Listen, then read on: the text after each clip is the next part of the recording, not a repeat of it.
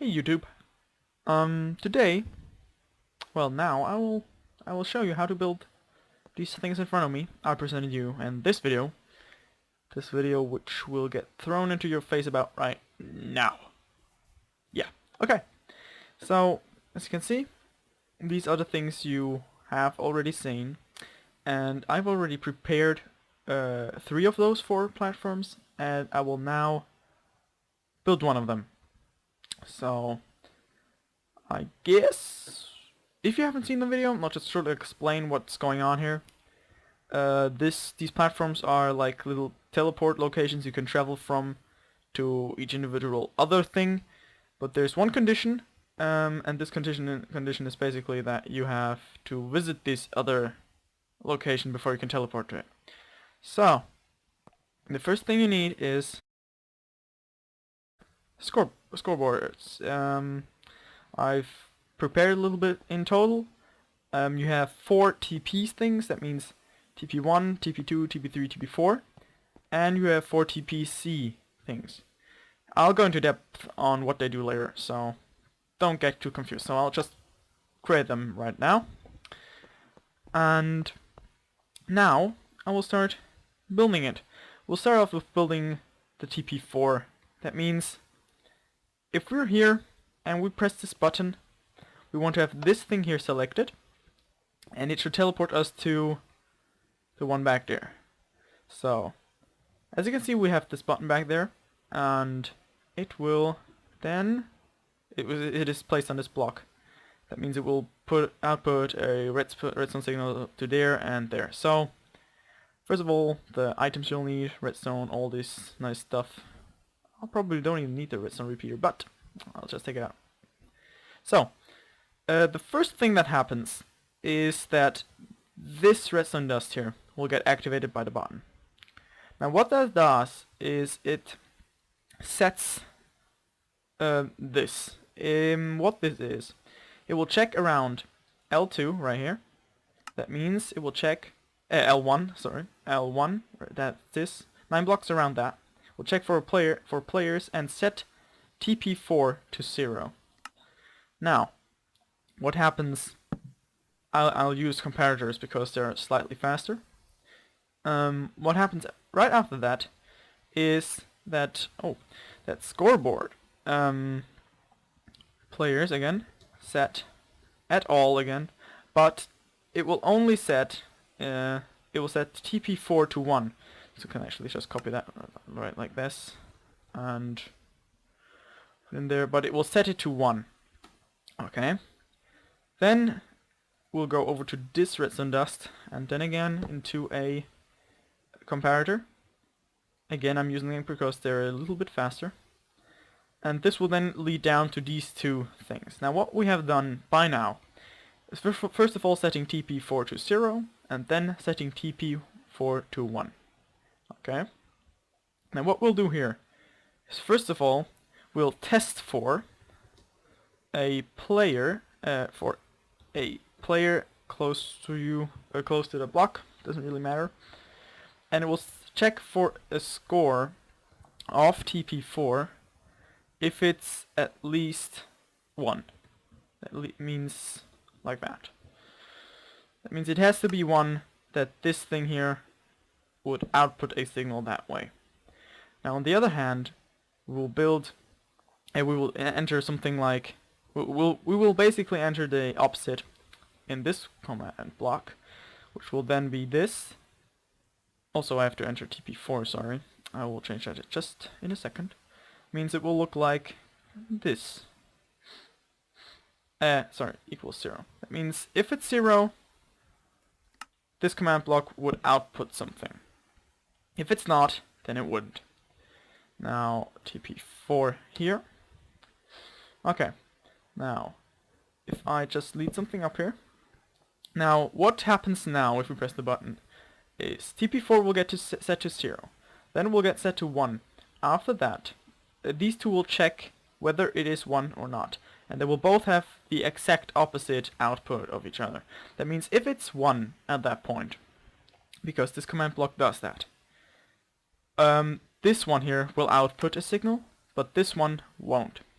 Okay, That means this lamp here will light up. That means we have an indicator light, and this one won't, which will be important later on. So, if we then extend this for each individual other button, we will basically end up with a selector based on only command blocks and of course a scoreboard. Okay, I'll actually do it like that. Well, you notice that these two actually connect, and that's what we want, because what it does is I'll just set that to 3 because, as you can see, this button 3. Now what it does is it will set all of those, all of the TP1, TP2, only TP2, TP3, TP4 will get set to 0, and TP, and only one of them, which is coordinated by this one of these here, which is made by one of these, will get set to 1. That means, what? So like that. Copy that. And that means only one of them is active, and that means that only one of these blocks here down there will output something. Now I'll just kind of build this, having all of them lead out here. Of course that won't work like that. And just because I want to have it symmetrical, I'll do it like that. And again, then all of them, no matter what button you press, will activate this line, and then later on activate all of those things down here, all of those command blocks down here. And that will then result again in a little selector system, silent, I guess quite compact. Well, not really, but it does what it should. Now, just shortly build this like that, and now 2 here. Okay. Now, why did I build a inverted signal on this side? You may ask. Perhaps you don't, but maybe you do. Why did I build that? Well, I wanted to then have it activated by the player standing on top of here, which will be made with a proximity detector, which will then set a item with a really short life expectancy right on this pressure plate, which leads some comparators right into here. Sorry, I just activated something. Right into here. And this will lead into some torches here and some torches here. Let's kind of build this to the end. Sorry. Like that. Okay. Now what this means is as soon as we hit the button, hit button 2 in this case, all of them will get set to 0, only TP2 will get set to 1. That means this thing here will output something because it's at least 1, it is 1. And it's not 0, that means those two are 0 because TP3 and TP4 were set to 0 by these command blocks, and TP2 didn't. That's why it's not 0, and that's why this won't set out a signal. Now imagine if it would set out a signal like that. What the fuck? Oh, yeah, of course, because it doesn't work properly yet because I haven't entered the coordinates, so I will do that later on. But we're staying theoretical here, so just imagine that this thing here would be off. That means as soon as I activate this back here, only one of them would light up. The others would be blocked by the signal being on. So that's just to make it work properly. So let's just kind of get the item. I didn't know why I got around like that. So we got the item, and this is the main signal we will use to teleport the player. Now, what comes into place in this case will be the second scoreboard thing, which was the TPC. Right, these ones here. They are there to notify whether the player was at the other locations before. Now, if we imagine, now to what the number actually means of the scoreboard thing. Imagine that TPC 1 would be 0. For our logic, that would mean that we haven't visited yet. If TPC 1 was 1, we have visited yet, and that counts for each individual other one. So keep that in mind, because we'll use that later on again. Now what happens here is it will have two command blocks, as you can see. The one will tell something at all around L1 with a radius of 1, because it is only supposed to talk to the people who are here who want to get teleported or something like that, because this is L1. And it will then say something like, and it will check whether, in this case it's the button to TP4. That means you have to check if the player was at TPC4. That's why we have to now score TPC4 at least, not me, 1, at least 1. That means we have to have, no, sorry, 0. That means if it's 0, that means if the player wasn't there yet, we will get a little message, which will be something like, you have to visit this location before before you can teleport to it. Something like that.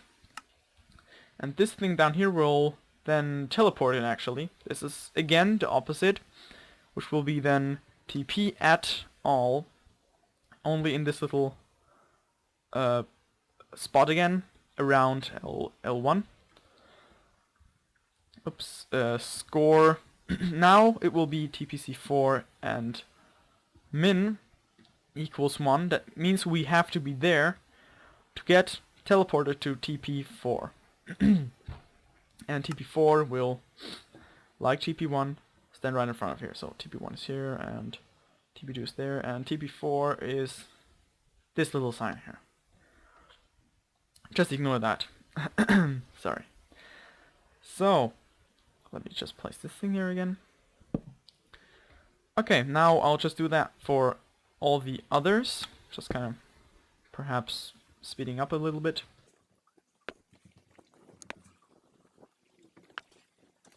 Okay, so I've added this for all the other TP, for all other location and buttons. Now what we have to do is add the system which will tell, or which will add a value to the player that tells the system that the player was already at the little specific location. Now how I do this is by using a little hopper clock. Now why I use that is because it is, I think at least, not the most reliable at the moment, but it will most likely get fixed anyway. But what it will do, it will have a really short, really fast clock basically, and it also has, I guess, the lowest amount of redstone updates, because as you can see, I step on this pressure plate now, turning this thing off, and letting this hopper work again. That means it will start flashing between those two. It has only these two updates as really exact block updates. Of course these things get activated and these get updated themselves as well, but something like this actually causes most lag. That means, imagine if I really build another big clock like that.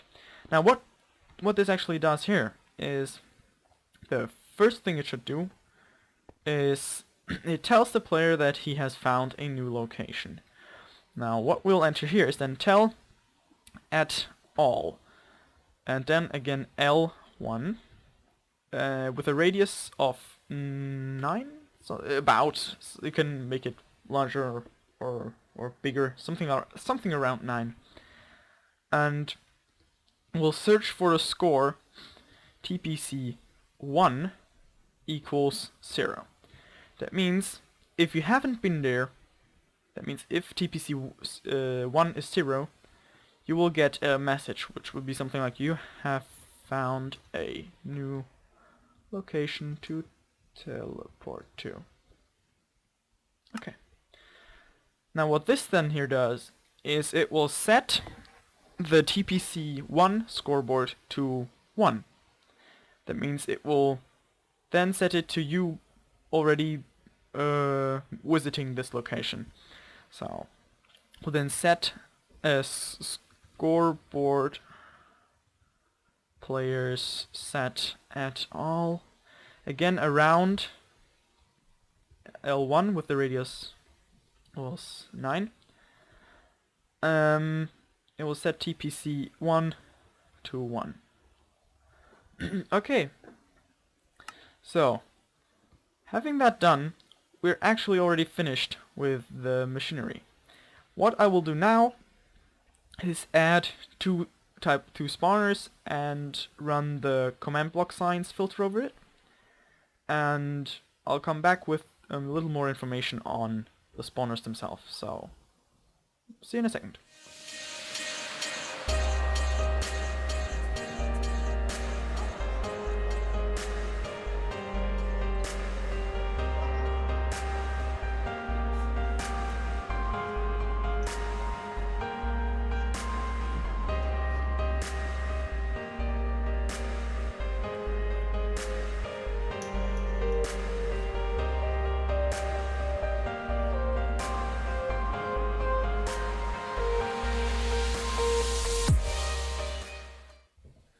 So, I've just done that, loaded up the world again, and I'll now shortly explain what I did with, what the heck, what I did with these little spawners. Now, one spawner, oh yeah, that's what I meant with the unreliability of these things.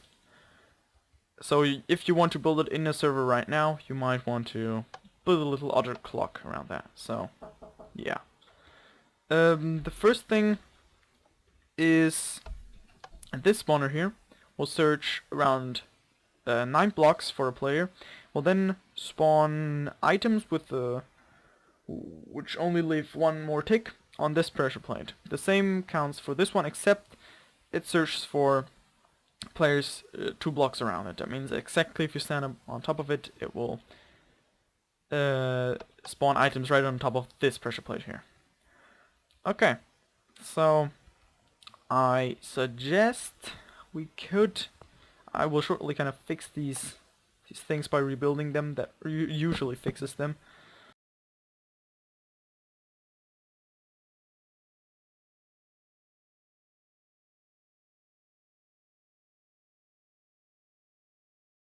Okay, after having my window spammed, I should be able to test it now. First of all, reset everything. Now we should step here. Wonderful. That's exactly what it should do. Now, for the sake of it, I will now do a little game rule thing here. Wait. False. Wonderful. Now, we will go there, get a message, and we can go there another time. We won't get a message anymore, so we get our message. Go away again. We won't get a message anymore. So, now choose here. And what the frack? It don't work. Why it no work? I am a little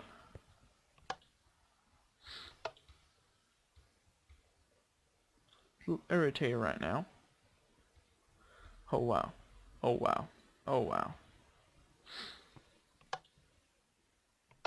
Yeah. No, that was really wonderful. As you can see, this one then turns on, off, works perfectly fine. And now as soon as I step on there, it should then tell me a message that I cannot go there. As you can see, it does. Can now go down here. That's the same for all of them. At least it should. Now let's just kind of skip one of those, go to 3 first of all, and it's getting night, and night is bad, so 1 full daylight. We visited 3 now, so we can go to 1. So let's go to 1. 1 is turned to 3, so we can now go to 3. So you can see, although we have selected something else at another spot, we can still use it that way. And we can go here. I should actually not do anything right now. It teleports me to that. I don't know why. Well, that doesn't matter actually. You should just select something. So 2, we can go there, we weren't there. We can go to 1 and we can go to 3, so everything works just fine. The map, how it is like this right now, will be in the description, so if you really want to copy it, I have encountered some little problems, that's why I won't put a schematic in the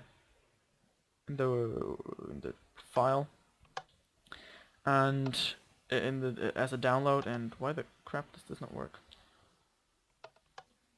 I will fix it for you guys, however. So yeah, this map will be for download like that. You can use it, and I hope you enjoyed. Hope you could use this in your own adventure maps, and tell me if you do so. So yeah, thanks for watching.